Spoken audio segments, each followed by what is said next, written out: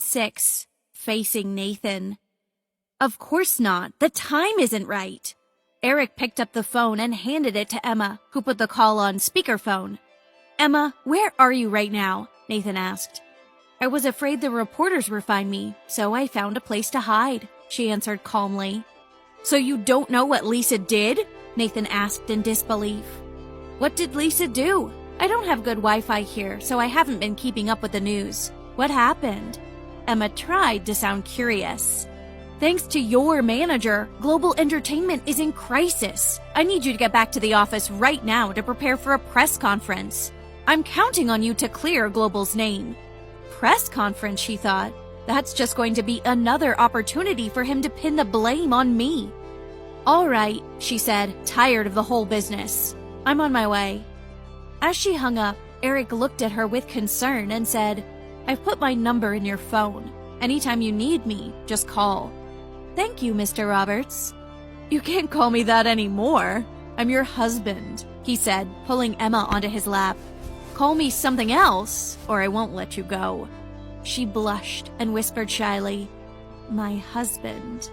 A rare smile appeared on his face. Come on, I'll drop you off at Global's offices. Remember what you promised, he said lightly. Don't get too close to another man. She responded with a reassuring smile, and his heart skipped a beat. Eric drove Emma to Global Entertainment's offices. As the king of entertainment, he knew how destructive the industry could be. As Emma's new husband, he wanted to see if she could turn the tables on Nathan and Amber and reclaim her position as a top model. After stepping out of the car, she entered the building through a private walkway. As soon as the staff spotted her, they began whispering to each other. All of them were sure Lisa had been acting on Emma's orders. Pretending not to notice them, she knocked on the door of Nathan's office and then pushed it open. You're back. Nathan turned to her, holding back his anger. Tell me what happened with Lisa, she responded. Emma, are you sure you don't know? Nathan threw a newspaper down in front of her. If you didn't tell her to make this statement, who did? Nathan, we're about to get married. Why would I do something that would hurt you? Emma almost choked on her words as she looked at him innocently. Then how do you explain putting that bracelet on your ankle? You know very well the biggest difference between you and Amber is your legs. Emma just looked steadily at Nathan as he interrogated her. She thought back to the many times he had protected Amber. She thought he was acting to promote his own career. But now, it seemed that he'd wanted to help Amber all along. I couldn't wear the crown star anywhere but my ankle. Amber's assistant Gary was there. Ask him.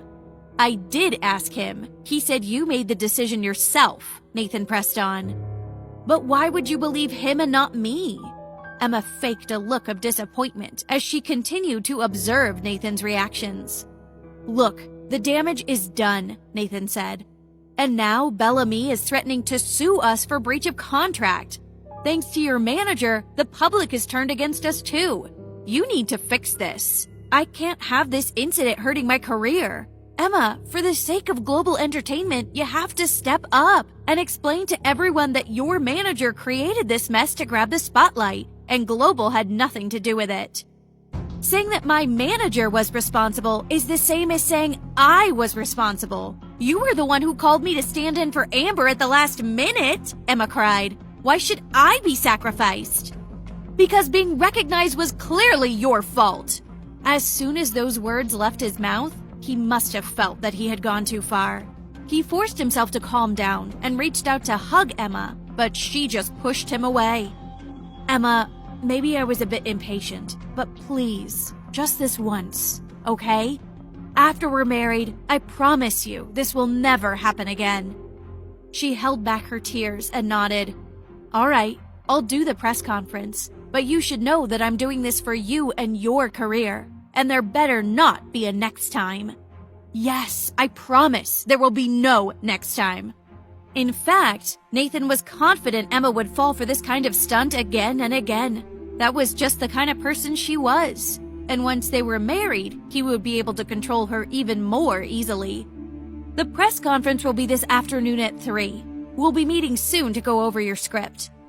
Emma stopped crying and forced herself to look into Nathan's eyes, as if she still loved him. But as soon as she left the room, her gaze turned cold. She couldn't get out of it this time, but she would never take the blame for Nathan's messes again. As soon as she returned to her office, she called her manager. "Lisa, Nathan is trying to use me." "Of course he is. Tell me what I can do," Lisa responded, ready to fight.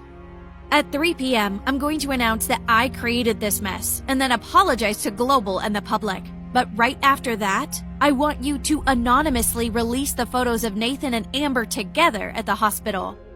You got it. I even thought up a great headline. "Exposed. Global Entertainment's boss's affair. He's a big cheating piece of scum."